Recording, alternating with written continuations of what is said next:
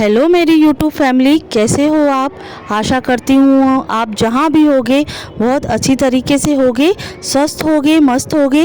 तो फ्रेंड्स, आज हमारे घर में संकटा माता की पूजा है। तो आज संकटा माता की पूजा की जो विधि है और जो नियम है वो मैं आपके साथ शेयर कर रही हूँ।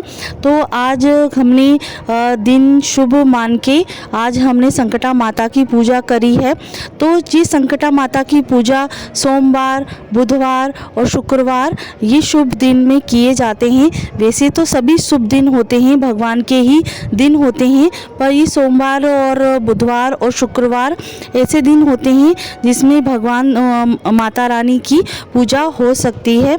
तो बस यहाँ आज हम संकटा माता की पूजा कर रहे हैं और यहाँ मैं तैयार हो रही थी, तब तक हमारे पास में आंटी हैं, उन्होंने पूरी तैयारी कर ली थी। तो यहाँ हमने चौक पूर लिया है। चौक पूरने के बाद पटिया रख ली थी, जैसे हम छोटा सा पटा रखते हैं।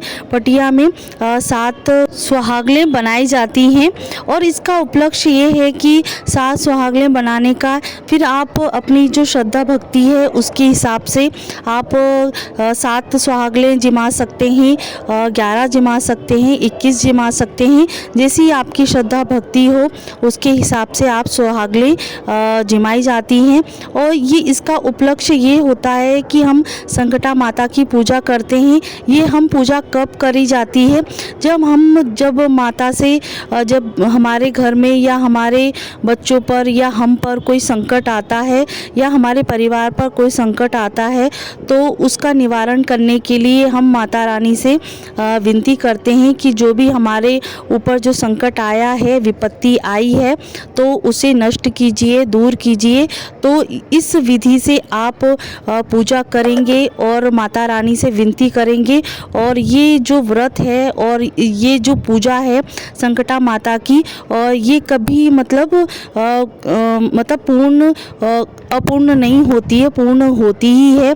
आप इस एक तरीके से मैं कहूँ किसी पर आपत्ति ना हो और विपत्ति ना आए।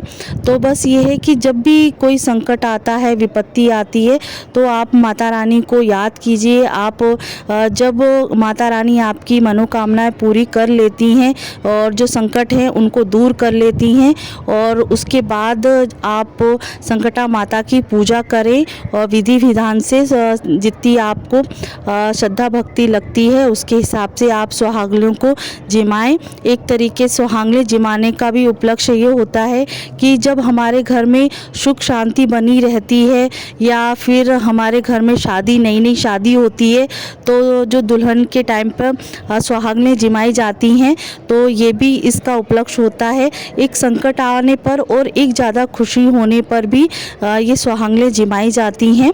और यहाँ बस ये कि सब जो आंटी हैं, भाभियाँ हैं और ये सब सुहागलें हैं आ गई हैं और 1 बाय 1 माहौर रख रही हैं। और सबसे पहले तो एक पटे पे सुहागलें बनाने के बाद और उनको तैयार किया गया है, वस्त्र पहनाए गए हैं और जो श्रृंगार, पूरा जो श्रृंगार चढ़ाया जाता है, आलता, सिंदूर, हल्दी, सब जो श्रृंगार चढ़ाया जाता है, चूड़ी, बिंदी, ये सभी संकटा माता को चढ़ाया जाता है। उसके बाद ही हम सभी सुहागलें आलता लगाते हैं।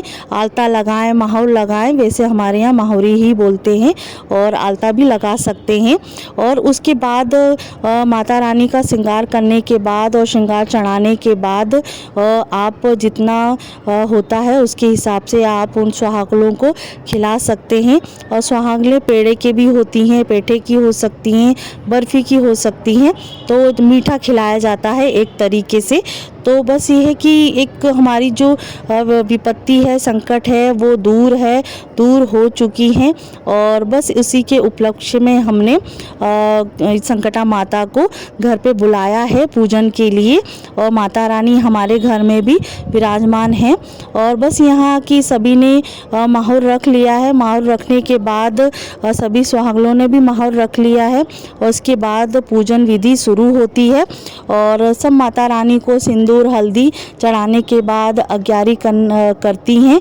और 2 हैं भाभियाँ ऊपर, तो हमारे किराएदार हैं, तो वो भी आ चुकी हैं। तो बस ये कि थोड़ा सा लेट हो गया था, और पास की जो दीदियां हैं, आंटी हैं, वो आ चुकी हैं। तो बस ये 2 आंटी थोड़ा लेट हो गई थी, भाभियाँ, तो फिर इसके वजह से थोड़ा उनके लिए हम वेट कर रहे थे। और ये है कि माहौल रखते रखते उनका भी टाइम हो गया था आने का, तो वो भी पूजन विधि अपनी विधि विधान से कर रही हैं।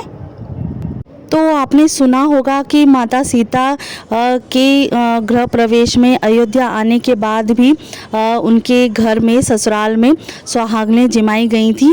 उसी उपलक्ष्य से अभी तक ये चीज़ जो है, जो रस्म है, नियम है, वो चलते आ रहे हैं। जो राम सीता की शादी के टाइम पे और शादी के बाद जो रस्में होती हैं, वही हमारी शादियों में, और शादी के बाद ये रस्में, पूजा विधि जो होती हैं, वो रस्में अभी तक निभाई जा रही हैं। का यही एकमात्र कारण है। बुढ़िया की बात सुनकर देवकी माँ ने उससे कहा, यहाँ के वन में संकटा माता निवास करती है, तुम अपना दुख उन्हें सुनाकर कष्ट से छुटकारा पाने के लिए विनती करो। वे बहुत ही कृपालु हैं, उन्हें दुखियों से बहुत अधिक सहानुभूति, बलवान और अभागों को भाग्यवान बनाती है। उनकी कृपा से सौभाग्यवती स्त्रियों का सौभाग्य अचल हो जाता है। कुमारी कन्याओं को उन्हें अपने इच्छित प्राप्ति से पूछा, बुढ़िया तुम किस दुख के कारण बराबर रोती रहती हो? बुढ़िया ने कहा, हे माता, आप तो सब कुछ जानने वाली हैं, आपसे कुछ भी छिपा नहीं, आप मेरे दुख को दूर कर दे तो मैं अपनी करुणा गाथा आपको सुनाऊं। बुढ़िया की बात सुनकर संकटा जी ने कहा, तुम पहले मुझे अपना। तो यहाँ संकटा माता की कहानी मतलब सुनाई जा रही है, और इस कथा में जो भी नियम हैं वो आपको पालन करने होते हैं। और यही कहा जाता है कि जब भी आप पे विपत्ति या सुख आता है, तो ये संकटा माता की पूजा करना बहुत ज़रूरी होती है।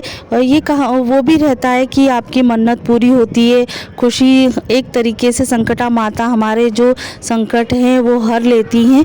तो उसी उपलक्ष्य में हमें संकटा माता की पूजा विधि विधान से करना होता है। तो यहाँ हमने कहानी उनकी सुन ली है। फिर कथा सुनने के बाद सभी महिलाएं वन बाय वन एक के बाद एक हवन सामग्री हवन में चढ़ाई जाती है, अग्यारी की जाती है संकटा माता के नाम से, और उनसे विनती की जाती है कि जो भी हमारे संकट हैं वो हर लें और हमें सुख शांति और समृद्धि जरूर दें।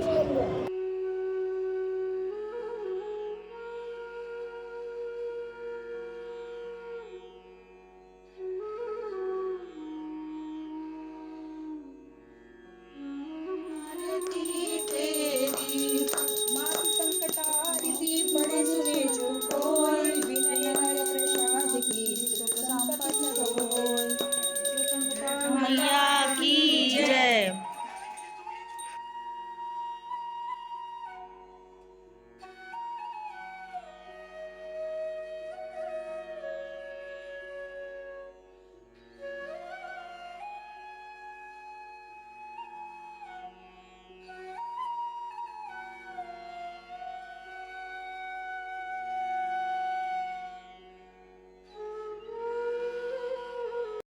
तो फ्रेंड्स, यहाँ अग्यारी पूजा विधि होने के बाद अब प्रसाद लेने का टाइम होता है।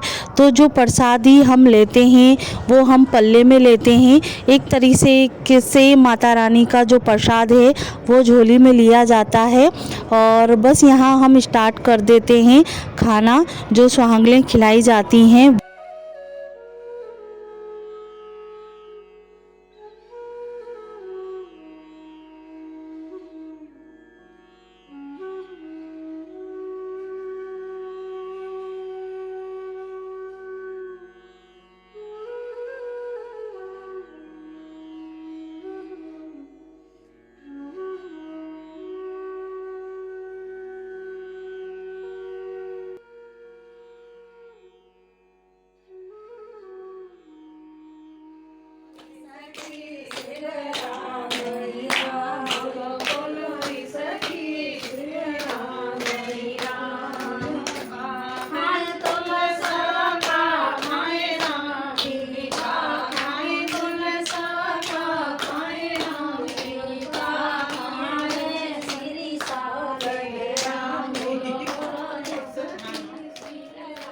तो फ्रेंड्स, यहाँ पूजा आरती होने के बाद हाथ धोने के बाद एक तरीके से हाथ को शुद्ध कर लिया जाता है, क्योंकि इसके बाद हम माता संकटा माता की पूजा आरती करेंगे। और बस यहाँ बस एक कन्या के द्वारा बुलाया जाता है कि हाँ अब बोलिए, तो इसी के बाद हम जो भजन है वो गाते हैं।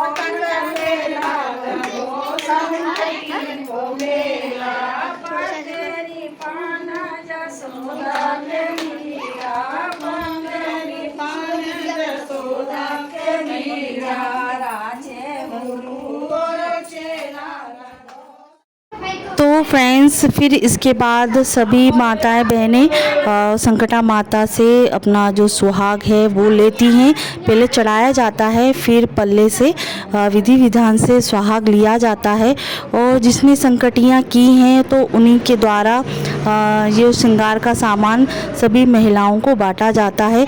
तो ये आखिरी विधि होती है और पूजा की संपन्न विधि होती है, फिर महिलाओं को विदाई दी जाती है। और आपको कैसा लगा ये ब्लॉग? और सभी महिलाएं फिर माता से सुहाग लेके अपना जो विधि विधान पूजा करती हैं।